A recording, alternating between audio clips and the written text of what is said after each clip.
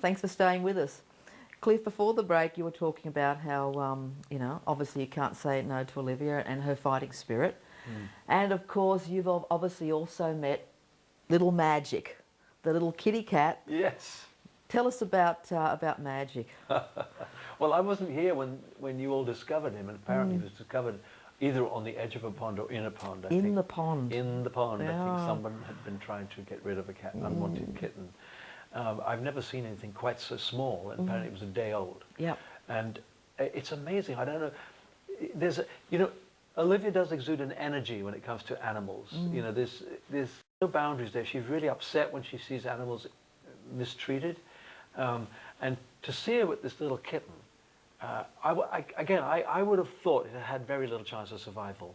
You know, a day old and dragged away from its mother, thrown into a pond. And a freezing, because that was the day we had snow. Oh, was so it the snow freezing day? cold? Oh, my yeah, goodness. yeah. Well, that kitten, what a lucky little kitten. I mean, it's not just alive, but Olivia's got it. And it's fantastic. And it's hasn't opened its eyes yet. She's hoping desperately that it'll open its eyes before the last day. Yeah. Because there's only a couple of days left now. Yeah. So, and I'm sure it will, because it's a cute little cat. It's called Magic. Yes. I can't remember all the other names. Magic, Austin Ludwig. Austin Hospital and the Ludwig Institute. Of course, yeah. yeah. But it's a cute little thing, and I think she's already found a home for it here. Yeah, she has. Obviously, I guess if it was older, she'd probably take it back, knowing her. But it's too young to go through any kind of quarantine and stuff like that. But she carries it around, and I've seen her. She puts it right here, inside her little jacket. in her little jacket, and it just stays there, all cuddled up and warm. It's an interesting little animal, because when it wakes up, it's strong. I've had it on my hand, and even when I saw it, must have been 3 days old only. It was gripping my hand and pulling itself up. It was strong. So amazing. with its strength and her determination, and she feeds it with that little sort of pump thing that she's got. Yeah, and it's fascinating. It's actually survived. It's interesting because when we did our filming with her, he was, I think, 3 days old, and she had him with her. Yeah. And he was going, it's just the cutest thing. You know, on the walk today, I was just so amazed. How much training have you done for the walk? Well, I did train, I have to admit, when people told me that the section of the walk was going to be a gradient of 40 degrees. I thought, oh my goodness. I walked 5 miles most days in Barbados when I was in there for at least 6 weeks. And I went to the gym 3 times a week. Because someone has said you've got to have your quad muscles. These quads are the strong, need to be the strong ones for walking in that style of walking up steps and down gradients and things. So I worked on that, and in the end I was pushing much more than my own weight with my legs. So, and it worked because the 2 days I've been walking, the first day was like an adventure. We were sliding down gravelly areas, and when I went to bed that night, my legs weren't sore. So my training did work, and today was fantastic. Today was really my first taste of walking the wall, because we never quite made it on that first day. We had Joan Rivers and Olivia and I had so many media commitments that we got left behind doing media things, and I'm itching. I was thinking, oh God, let's get rid of the media. I want to get going. I want to get walking. Yeah. And so I walked for about an hour that day and missed.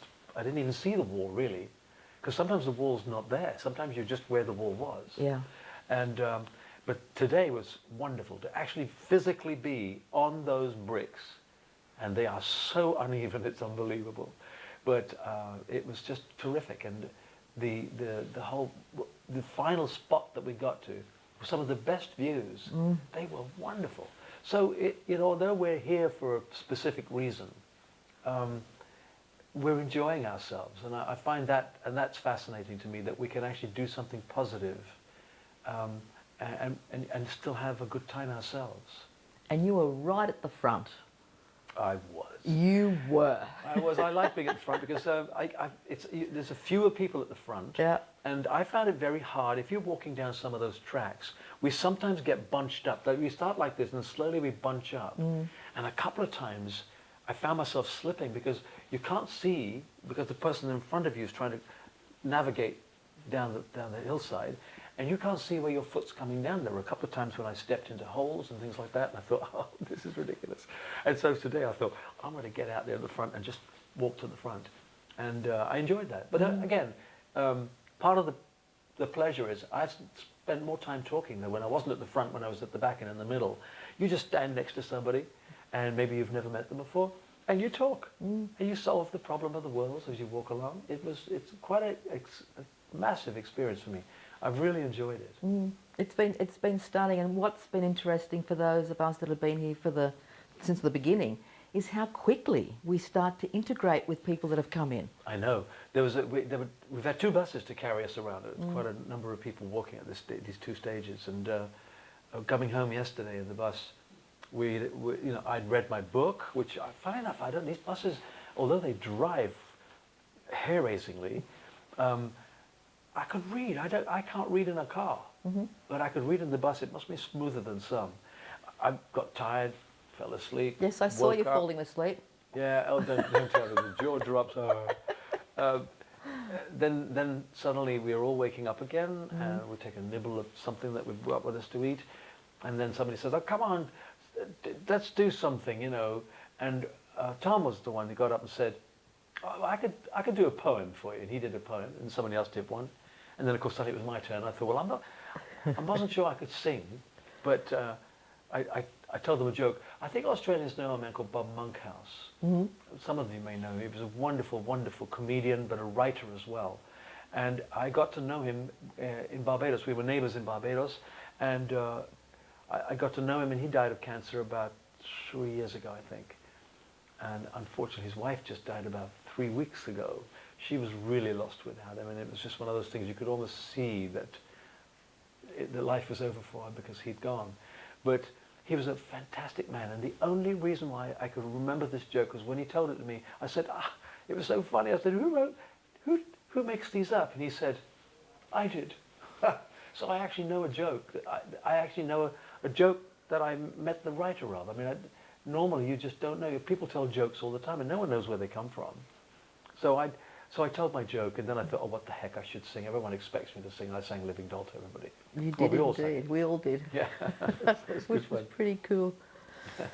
One of the things that I've been asking for people from the walk that we do the interview with is to, at some stage, have a look into the camera and to share with the viewers why they feel it would be great to donate to Olivia's Cancer Research and Wellness Centre.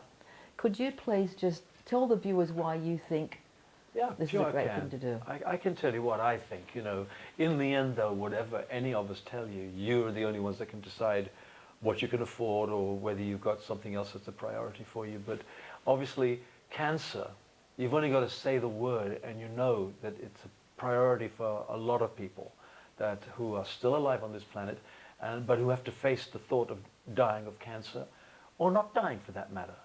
And that's why this, the Wellness Centre in Melbourne that Olivia is trying to raise money for, that hopefully within the next year or two they'll start building, is going to be a kind of new approach to things. It's going to be, well, it's called a wellness centre.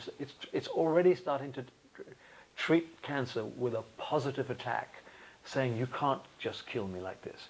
And so that it will be a place that will cater for people who will be patients, who will be suffering cancer, but I guess also be dealing with their family lives and how they deal with it, how they're going to get through it, how much love will play a part in it. And of course, and vital to all of this, I believe, is the fact that it's also going to be a research centre. And I've had people say to me in England, what a shame you weren't doing this for something that was happening in England. Well, if anybody's watching this in England, you know, it wouldn't really matter where a research centre was, because when the research is done, whatever is discovered will benefit every person on the planet. It's as simple as that. So I would only recommend it because, of course, you know Olivia. You know that she has actually been a survivor herself. And she commits herself completely to things. We've tried to join her and given her our dedication and commitment. And if you find it in your hearts that this is the thing that you should do, then I would recommend it. Of course I would recommend it. And you know what? It doesn't take very much. If 1 million people just put $1 each, it's $1 million immediately. But of course, you can give more if you wish. So I hope you do. God bless you all. Excellent. Thank you so much for that, Cliff. Pleasure. Thank you so My much. pleasure. Because Thank you've you. been a friend with Olivia for how long now? We met in the late 60s. Wow. She won a competition in Australia. Yeah. Came over. The prize was to be sent over to England, and it was ready for her and Pat Carroll, who was singing with her at the time, Olivia and Pat, a TV show, and it was the Des O'Connor show. I think Australians will know Des O'Connor too. I saw them on it actually and thought how good they were. Then of course what happened was that Olivia was taken over by my manager at the time, and Pat and Olivia became my backing vocal group. They were in my backing vocal group. I had a terrible time with those women. There were times when they were so close to the front, they'd move their microphone slowly down, they were level with me, and I'd come on stage and I'd see all these men looking this way, and I'd go, what's going on? And they were singing away. I mean, they were fantastic, but they were doing their thing. And I tell you, the only thing I could do, I said to my manager, and Olivia knows David very well, he's retired now, David Bryce. I said, David, look, you've got to help me here. Can you put them behind the piano, and when they're there, lift the lid? I survived it, but they wheedled their way down again.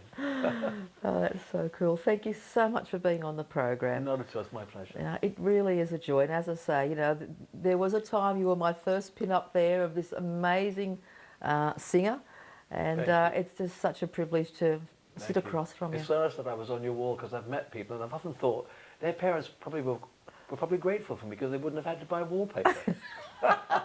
That's actually a point. That's actually a point. Stay with us for the next part of our program.